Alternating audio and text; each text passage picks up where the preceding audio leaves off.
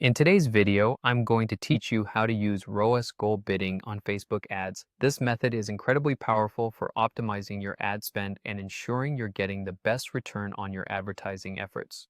Whether you're new to Facebook ads or looking to refine your strategy, stick around as we dive into the details. To start, you'll need to navigate to Facebook Ads Manager. This is the central hub where all your ad campaigns are created and managed. If you haven't already, log into your account and let's proceed from there.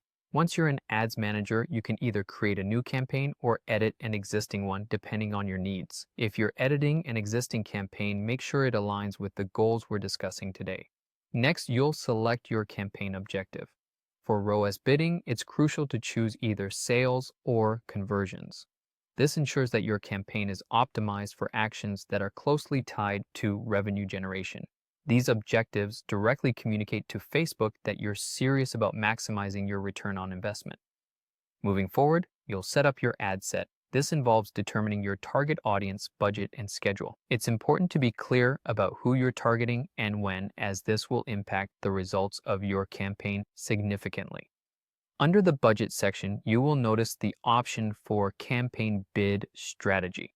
Click on that, as this is where you'll access settings related to your bidding strategy. If available, toggle on ROAS control. It might not always be available for all accounts or regions, but if you do see it, make sure to activate it. This setting allows you to specify the returns you're aiming to achieve through your ads. Once you've enabled this feature, it's time to input your target ROAS, or return on ad spend, value. This is where you set your expectations for the amount of revenue you want to generate for every dollar spent. Be realistic yet ambitious with this figure, as it will help steer the effectiveness of your campaign. With that said, you'll complete your audience, placement, and ad setup. Make sure your audience matches your campaign's intent and select placements where your audience is most active.